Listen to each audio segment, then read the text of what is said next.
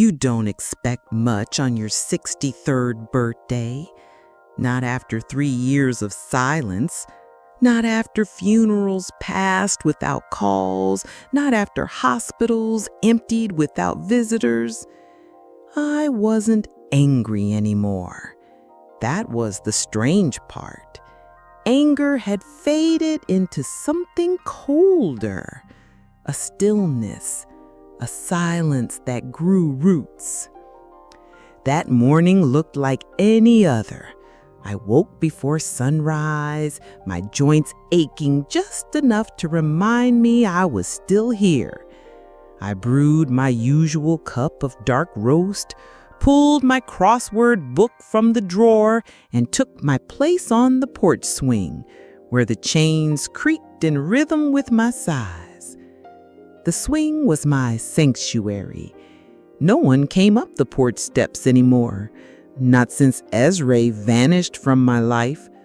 No birthday calls, not even when I was hospitalized with pneumonia 2 winters ago. Not when my sister, his aunt, died alone in a quiet ward. 3 years, silence thick as honey. So when I heard a knock at the door, I barely looked up. Probably the mailman or a flyer stuck in the screen again. The knock came again, short, sharp, solitary. It wasn't the usual cadence of salesmen or delivery boys. It was deliberate, personal. I opened the door and saw it. A brown package wrapped neatly in paper, tied with a soft blue ribbon that looked ironed, almost ceremonial. My name was written across the top in deep blue ink. The handwriting was unmistakable, clean, sharp, symmetrical. My son's. The kind of penmanship you don't forget because it always looked too perfect, like he practiced it for years. I said my own name out loud, reading it from the label. Marlon Greaves. It sounded strange, foreign, like a name someone else might have had, a stranger's name. I stood there for a long while, holding the box like it might break or explode. My fingers traced the edges of the ribbon, the sharp corners, the heavy folds of the wrapping paper. I didn't open it, not yet. Instead, I walked it inside and set it gently on the kitchen table. I reheated my coffee, even though it was bitter from sitting too long on the burner, and sat across from the box like it was a guest I didn't trust. It had been 3 years. 3 years of learning how to live without a son, without the sound of him in my house or on my phone. What do you do with something like that, arriving without warning? You wonder if it's peace or a trap. Eventually, curiosity chipped through the layers of distance and grief. I peeled back the wrapping. Beneath it was a clean white box lined with pale tissue paper. And inside that, cookies. Not store-bought, hand-decorated, ornate, glazed with gold leaves and tiny stars and roses so detailed they looked like jewelry. He never baked in his life. I found the note taped to the lid. "Happy birthday, Mom. Let's start over." But starting over means trusting, and I hadn't done that in years. I stared at that note for nearly an hour. "Let's start over," it said, as if the past 3 years could be swept away like crumbs from a table, as if silence didn't echo louder with each birthday missed, each voicemail unanswered. The handwriting was the same as always, tight, precise, emotionally sterile. Even the signature had that odd mechanical symmetry that made people think Ezra was gifted. Brilliant, they said. Meticulous. He never liked sweets. That's what struck me first. As a boy, he'd peel the frosting off birthday cakes and leave it on the plate like it offended him. Once, I made chocolate chip cookies and he cried actual tears because I'd placed the warm batch next to the basil jars and he claimed they tasted like herbs. He was 10. Sensitive, yes. But this wasn't the boy who recoiled at cinnamon. These cookies were delicate, decadent, and handcrafted. So who made them? I didn't want to think about it. Not yet. Instead, I examined them, 12 in total, each one different. Floral piping, edible glitter, embossed patterns that looked almost ceremonial. I picked one up. It smelled faintly of lemon and sugar, but there was a chemical edge underneath that I told myself was just paranoia. Still, I didn't eat it. I don't know if it was pride or grief or something older than both. Something that lives in a mother's stomach. The part of you that tightens when your child lies or walks home slower than usual or slams their bedroom door without a word. That part was screaming. So I took one cookie, just one, and sealed it in a small plastic container. I placed it in the refrigerator on the second shelf, beside a jar of pickles and some leftover soup. The others I wrapped carefully in parchment paper, placed them back in the box, and folded the tissue like I was tucking in a memory I didn't ask to relive. Then I drove. Ruth Langford lived 20 minutes away, in a house with yellow shutters and a wind chime that always made me feel oddly comforted. She was Ezra's mother-in-law. We'd only met a few times, but she had always been kind to me, soft-spoken and decent in a way that never felt performative. Even after Ezra stopped calling, she sent me Christmas cards. She answered the door with surprise in her eyes. "I brought you something." "Oh, Marlon, you didn't have to." "I wanted to." I handed her the box. She hesitated. "I can't accept this," but I insisted. And that was that. She smiled, genuine and warm, and placed the box on her table like it was a centerpiece. I left before the tea kettle could whistle, before politeness could morph into questions. I drove home in silence, unsure of what I'd just done. That night, sitting in the kitchen, I looked at the space where the package had been. I told myself I felt relieved, but it wasn't relief. It was dread. The phone rang at 7:12 a.m. It startled me. No one calls that early anymore, especially not him. I stood frozen in my kitchen, one hand wrapped around a steaming mug of coffee, the other hovering above the receiver. I didn't recognize the number at first, just stared at the screen like it might disappear if I blinked long enough. But the name popped up. Ezra. My thumb hovered. My chest felt like it had collapsed inward. I answered. "Hello?" "Hi, Mom." His voice hadn't changed. Still soft, still low and careful, like he was always halfway between apology and dismissal. But there was something else, too. Calm, like he hadn't gone missing for 3 years. "I wanted to say happy birthday," he added after a beat. I didn't respond right away. I was gripping the coffee mug with both hands, as if it anchored me in the moment. "I got your package," I said finally. He chuckled softly, almost nervously. "Wasn't sure you would, or that you'd open it." There was a long pause, the kind of silence that doesn't invite comfort, only questions. "So?" he asked. "How were the cookies?"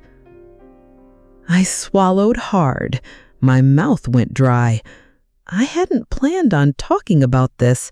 Not yet. "I didn't eat them. I gave them to Ruth. She's always been kind, and—" "Why would you do that?" he interrupted. There was an edge in his voice now. Not confusion, not sadness. Anger. "I didn't know." "Of course you didn't. You never do." And then the line went dead. I stared at the receiver in my hand, the dial tone humming into the silence of the kitchen. My body didn't shake. My hands didn't move. But my heartbeat had sunk deep into my chest, pounding somewhere behind my ribs like it was trying to make sense of what had just happened. "Only you." That's what he said. Not for you, not made for you. Only. I looked over at the fridge. The cookie was still there, sealed, cold, untouched, waiting. I closed the fridge and leaned against the counter, trying to breathe through a chill that had nothing to do with temperature. The morning sun had risen. The birds were chirping. Life, somehow, went on. But something in me shifted. It wasn't just guilt anymore. It was fear. The second ring came just 20 minutes later. But this time, it wasn't the cell phone. It was the old landline in the hallway, the one with the coiled cord and faded numbers, the one that hadn't rung in over a year. I kept it plugged in out of habit, maybe superstition. I never expected it to come alive again. Its shrill tones sliced through the silence like a blade. I walked to it slowly. My body already knew something was wrong, even before I picked up the receiver. "Hello?" The voice on the other end was tight, urgent. "Marlon? It's me, Laya." Her voice was trembling beneath the surface. "It's Ruth," she said. I clutched the receiver tighter, my knees locked. "She collapsed this morning. She was vomiting, disoriented. She couldn't walk. We thought it was the flu at first, but then it got worse." My throat dried. "We brought her to St. Luke's. She's in emergency now, but they haven't figured out what it is. They're running tests." I stood frozen in the hallway. All the air seemed to press against my skin like invisible hands. "She mentioned the cookies," Laya added softly. "She said you brought them." I didn't say anything at first. Couldn't. My brain was trying to process the words, but my body was ahead of it, already reacting, shaking, cold, hollowed out by the worst-case scenario. "Yes, I gave them to her yesterday." From Laya's side, I heard the distant beep of hospital monitors, shoes squeaking, doors swinging, life clinging to order in a place where chaos was always nearby. "Do you think they could have made her sick?" Laya asked. I closed my eyes. "I don't know," I said. But I did know something wasn't right. The way Esri's voice changed, the anger, the emphasis. "Only you." Why had that phrase dug so deep? If it had been about sentimentality, about reconnecting, he wouldn't have cared who ate the cookies. But he did, fiercely. And now Ruth was in the hospital. Was I the target?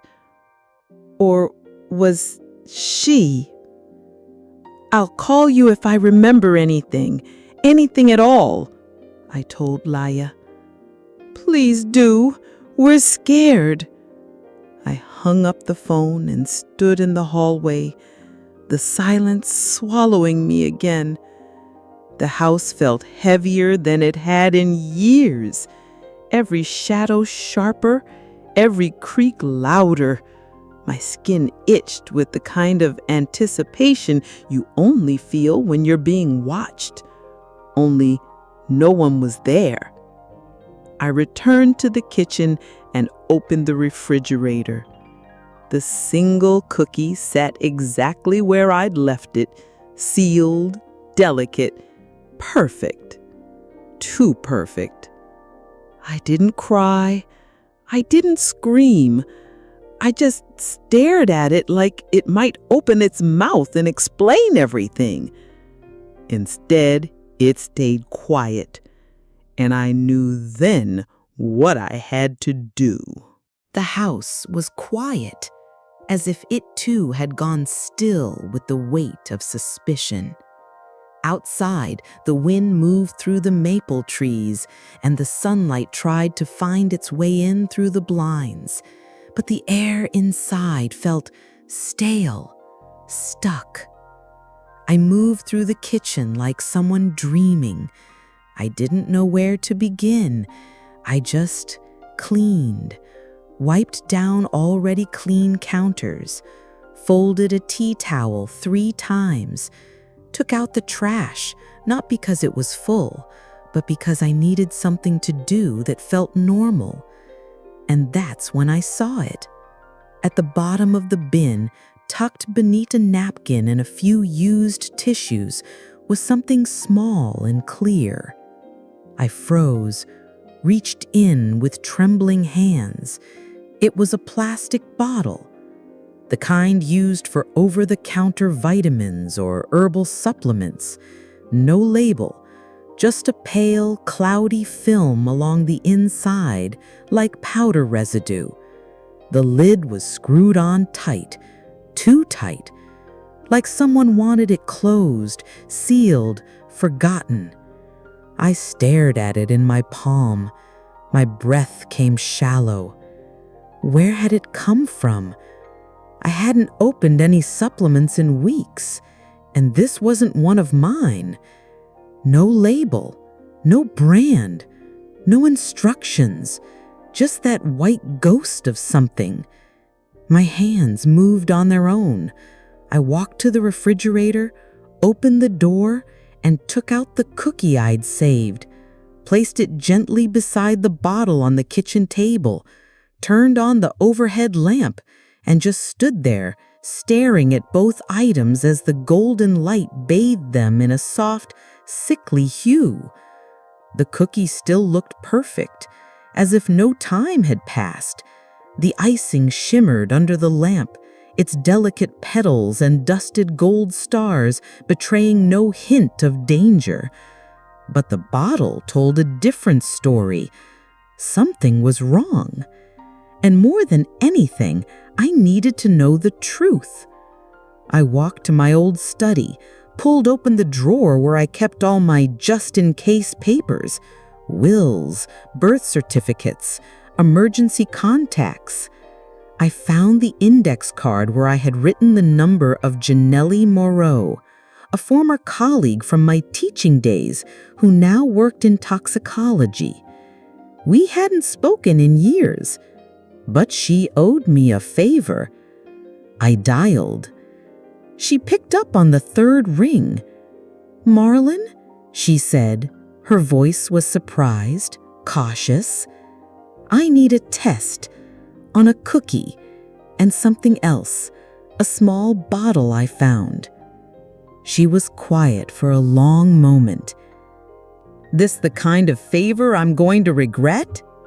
"I hope not," I said, "but I need to know what's in it." She didn't press, just told me to meet her first thing in the morning at her private lab outside the city. told me not to eat or touch anything more. I thanked her, hung up, and returned to the kitchen. The bottle and cookies still sat under the lamp, silent, accusing. I turned off the light and walked away, but the image burned in my mind like a brand, because now I had a question I couldn't unask. Was I the one meant to disappear? Dawn arrived, pale and uncertain. I barely slept. My dreams were fractured, snippets of icing melting into blood, of birthday candles that flickered out on their own. I watched the clock from the couch, the refrigerator's hum, the only sound keeping time company. At 6:30, I left the house with the cookie sealed tight in a plastic container and the little bottle wrapped in paper towels, double-bagged and placed carefully inside my handbag. The drive to the lab on the outskirts of town was long but familiar. I'd driven these back roads for years during my teaching days, before retirement, before grief became routine. Janelle's lab sat behind a crumbling medical plaza, tucked beneath a row of overgrown trees. From the outside, it looked like time had passed it by, but inside, everything was spotless, white, sterile, humming with quiet intelligence. She met me at the door in a starched white coat, her silver hair twisted into a bun, one eyebrow already arched. "You brought baked goods and mystery powder. Should I be worried?" I tried to smile, but it didn't land. "Just tell me what's in them." She took the items without further questions and disappeared behind a frosted glass door. I returned to my car and sat in the parking lot with the engine off, the windows cracked, the morning air cool and indifferent. And that's when the memories started trickling in, quietly, like water under a door you didn't realize was leaking. Esre, age 10, sobbing because I moved the peanut butter jar from one shelf to another. Esre, age 12, ignoring me for a week after I used the wrong ketchup on his sandwich. Esre, watching people eat, not with curiosity, but with detachment, almost revulsion. He was always meticulous, too meticulous. People called him sensitive, brilliant, precise. But there was something else beneath that, a calculation I never wanted to name, a stillness in him that didn't feel like calm, a silence that didn't feel like peace. I remembered the one time I tried to bake cookies with him. He spat his out after one bite, scrubbed his tongue with a paper towel until it bled. I thought it was sensory sensitivity, autism maybe. I never pushed for answers. I wanted him to feel loved, to feel accepted. But had I missed something? Had I ignored what I didn't want to see? The phone buzzed in my lap. I snatched it up before it finished vibrating. It was Janelle, she said, her voice low. "I ran the first panel." "And?" "There's aconitum in the icing," she whispered. My throat closed. "Monk's-hood," she added. "It's a neurotoxin, can be fatal." Could it have gotten there by accident? Not a chance. The world tilted slightly. The cookie hadn't just been a gesture, it was a message, a method. I hung up and stared through the windshield. I had saved my life by not eating a cookie. And now, Ruth's life hung in the balance. The call to the police was the hardest part. It felt like betrayal, not of him, but of motherhood, of the quiet, invisible vow I had carried since the day I first held Esre in my arms, the promise to protect, to forgive, to love no matter what. But love has edges. And when someone pushes you past them, you're forced to ask yourself, if I stay silent, who am I protecting? So I called the non-emergency number and asked for Detective Fallen Reyes. I expected bureaucracy, forms, maybe even judgment. What I got was quiet efficiency and the gentle, neutral voice that didn't rush me.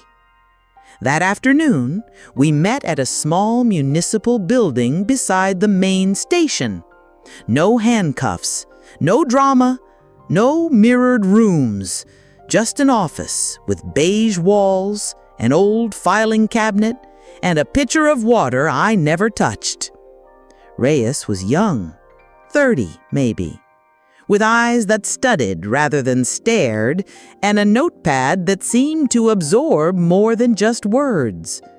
He offered me a seat, a moment, and then asked me to begin. So I did. I told him about the package, the cookies, the call from Esre, his reaction when I said I had given the cookies to Ruth, the silence on the line, then the rage. I told him about Ruth's hospitalization, the second phone call, the strange vitamin bottle in my trash, and finally, the lab results. I kept my voice even, detached, like I was narrating someone else's story, a woman's story, a mother's story, just not mine. He didn't interrupt. He took notes in silence. And then came the question that broke the spell. Do you believe your son tried to poison you, Mrs. Greaves? I stared at my hands, the skin thinner than I remembered, the veins more visible, wrinkles etched from years of trying to hold things together. I said, I don't want to believe it. But do you? I nodded once, small, final. Yes, I think he meant it for me. He leaned back, his face unreadable. Do you have any idea why? My chest tightened. I said, he resents me. Always has. I don't know when it started. Maybe when his father left. Maybe before that. But it's like I became the symbol of everything he couldn't control. He scribbled something, then looked up. Do you want to submit the cookie and the bottle as evidence? The words stung. Evidence. It sounded so official, so cold. But I nodded. I already brought them. They're in my car. He stood and held the door open for me. And just like that, it was real. I was no longer a mother trying to reconnect with her son. I was the woman who might have been killed by him. The next morning, I didn't dress like a mother. I dressed like a witness. My coat was wool and gray, heavy for the season, with a pocket deep enough to hold the small digital recorder Reyes had given me. If you feel safe, he had said, if you feel strong enough. I wasn't sure about either, but I needed to see him. I needed to look into his eyes and know. I drove across town to Ezra's neighborhood, one of those sterile developments where every house looked painted from the same mold. His was immaculate. White siding, black shutters, a manicured lawn that looked like it had never felt rain. He opened the door faster than I expected, as if he'd been waiting. "Mom," he said with a pleasant smile that stopped just short of his eyes. "This is unexpected." "I wanted to ask about Ruth," I said, brushing past him. He didn't object, just stepped aside and led me to the kitchen, where everything gleamed. Stainless steel, polished granite, knives aligned like soldiers on a magnetic strip. "She's still in intensive care," he said casually as he poured us each a glass of water. "They think it's viral." I nodded, my fingers grazing the edge of the countertop. "Do you bake now?" I asked, forcing my tone to stay light.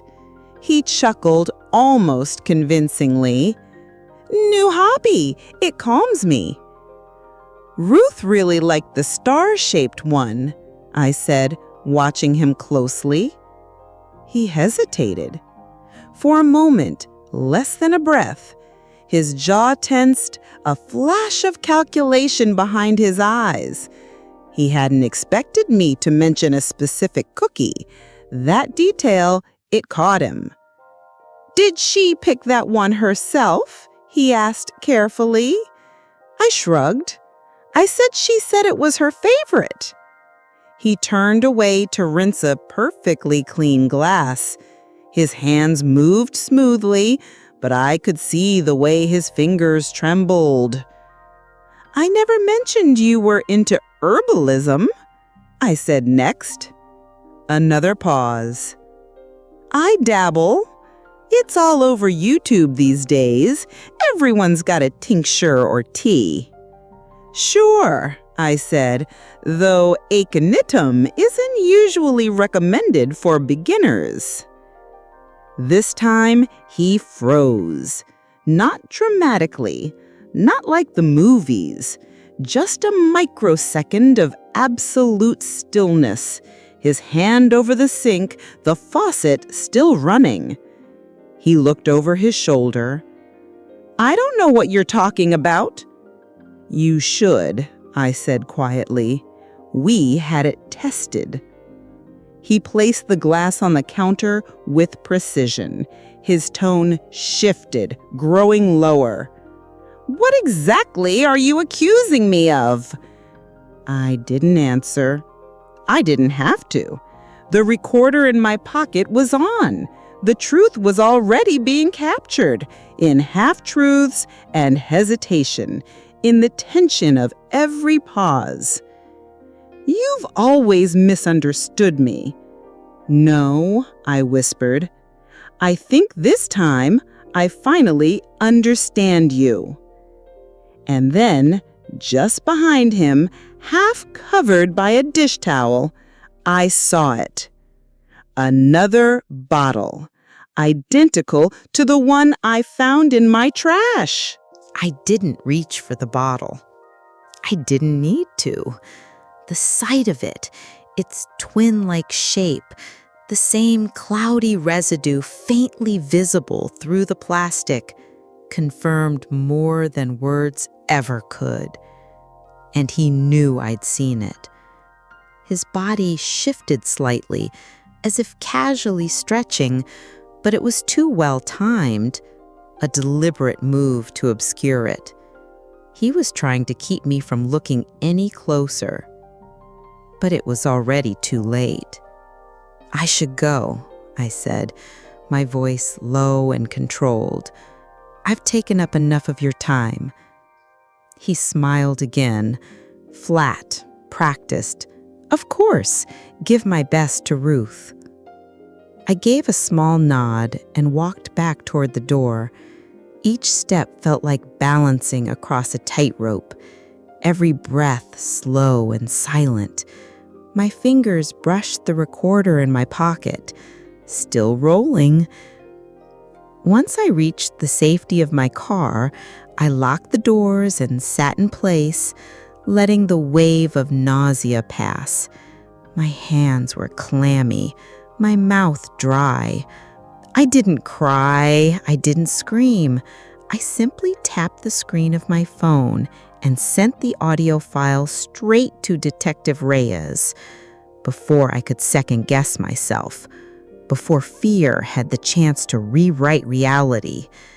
Then I drove to the hospital. Ruth hadn't woken yet. Machines beeped softly around her. Laya sat beside her, pale and hollow-eyed, her hand wrapped around her mother's frail fingers.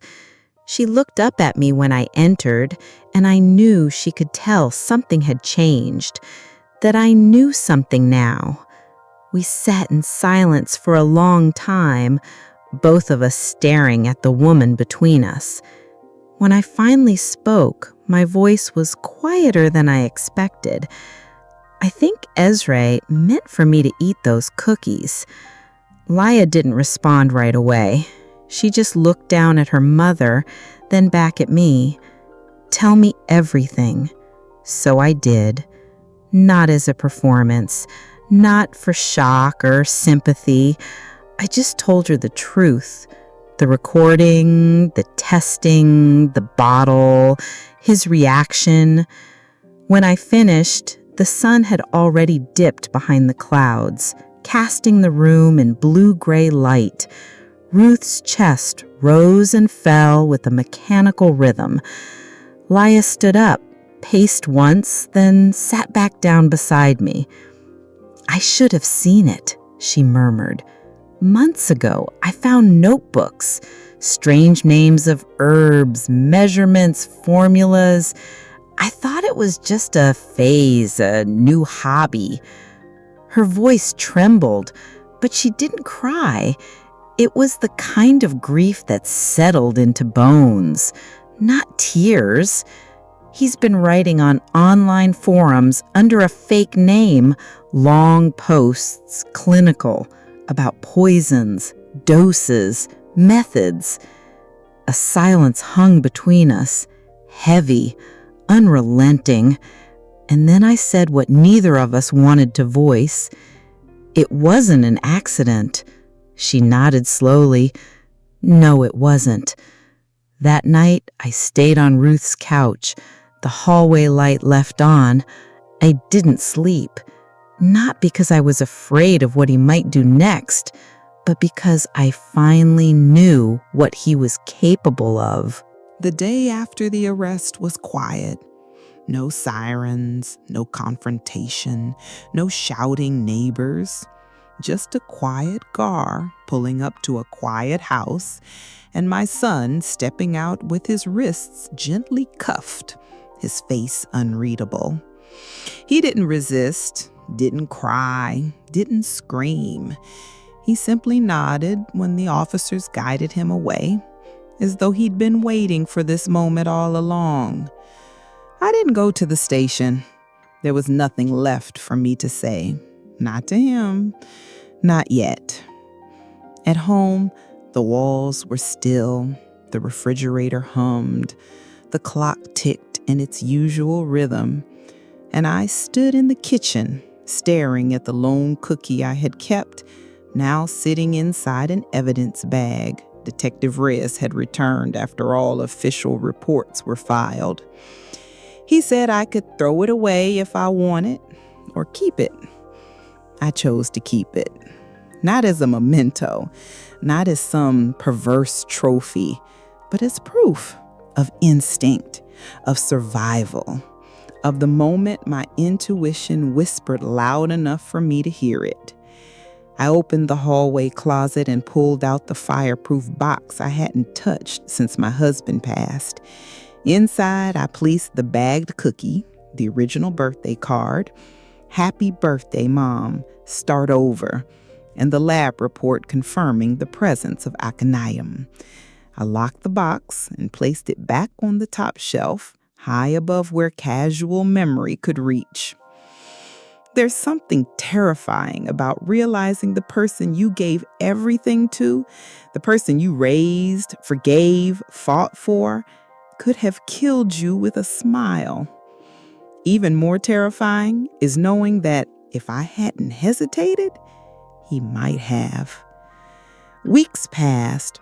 Ruth recovered slowly, her mind foggy, but her spirit stubborn. We sat together often in her sunlit living room, sipping tea, saying very little. Laya came over sometimes. She brought store-bought cookies now, never homemade. They sat between us, untouched, as if we all silently agreed it was better that way. One day, Laya said, "What scares me most isn't what he did, it's how normal he made it seem, like poison could be passed off as a birthday gift." I nodded because I knew. That was the part that haunted me too. Not the act, but the disguise, the calculated sweetness. I never wrote to Esri, never visited, not out of revenge, not even pain, but because I finally understood that love has limits. You can forgive a tantrum. You can forgive abandonment. You can even forgive a broken heart.